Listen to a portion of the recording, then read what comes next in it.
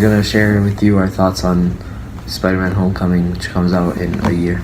At Comic-Con, they talked about this movie. It was one of the panels that was featured, along with Guardians of the Galaxy 2, Black Panther, and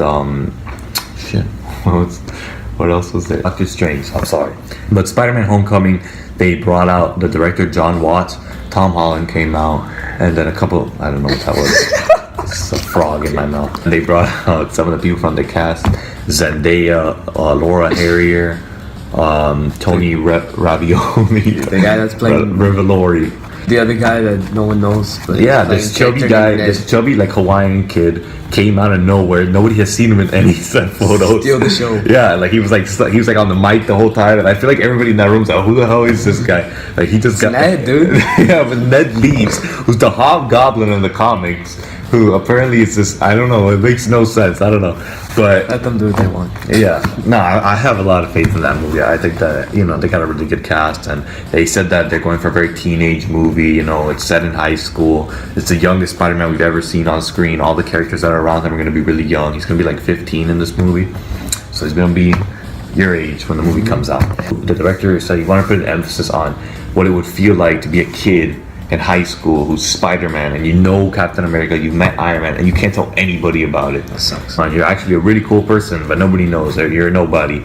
And you can't tell anybody. Yeah. And they brought out the cast, and now they've kind of said who a lot of these people are playing. Yeah, like Tony Ravioli is Tony Revolori or something. We're pronouncing it wrong.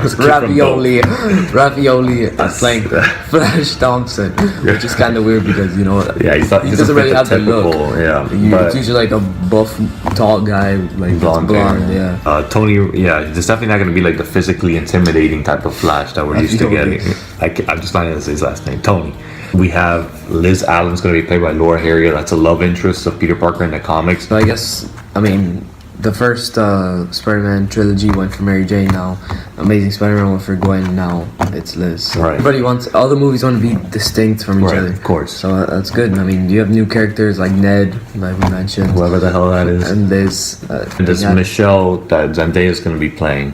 It's Michelle Gonzalez. I don't know. Apparently, she's a character in the comics, not that well known. Some of these characters are just like randoms, but. So he's gonna have like a squad, nice squad. Pretty much, he's gonna have like a group of. Well, I don't know if he's friends with all of them though. We don't know that yet. He's definitely not friends with Flash. I'm assuming that's gonna stay the same. It feels more like a real high school, where there's a lot of, you don't just talk to. It's not like in the old movies where like his only friend was Harry Osborn. Exactly. Like the only person he spoke to like his whole time at school, and you're like, do you talk to anybody else? But it looks like this Peter Parker's gonna be in high school for a long time. Yeah, so it's gonna be a while. They confirmed Vulture was going to be the villain. Most likely going to be played by Michael Keaton. I don't think they've really confirmed that yet, but everybody knows. That's interesting because we haven't seen Vulture. He's like one of the only Marvel villains that we haven't seen. Right. Spider-Man villains that we haven't seen. But I don't really know that much about him, but it should be interesting to see. Yeah, he's going to have like a very like tech look. It's not going to be just like the dumb like bald guy with wings type of look, dressed like a bird. He has like a mechanical costume that's based on like the tech from like Falcon suit and stuff like that, so it makes sense in the Marvel universe. Definitely Michael Keaton's an amazing choice. That's a really great actor to get on board. I remember they had said he was going to be in it, and they said he dropped out, and now he's back in. The director actually said that he's the first villain that Spider-Man fights in the comics, and that's why they went for it. So it was kind of like a homage to that. They showed like a little preview trailer. It has not come out online. It hasn't leaked, but the people there saw it, so they released descriptions. Exactly. They did show Vulture at the end in action, and everybody said that it looked really great. Spider-Man suit's pretty much the same. We've seen it in set photos. It looks great. People have said that it has a very John Hughes vibe, which that's a director from the 80s that made like Breakfast Club, Pretty in Pink, a lot of those like high school teenage movies. But yeah, this movie has a lot going for it. Tom Holland's obviously a great Spider-Man. He really won people over with Civil War, and it's actually a cool thing, not to get the same characters.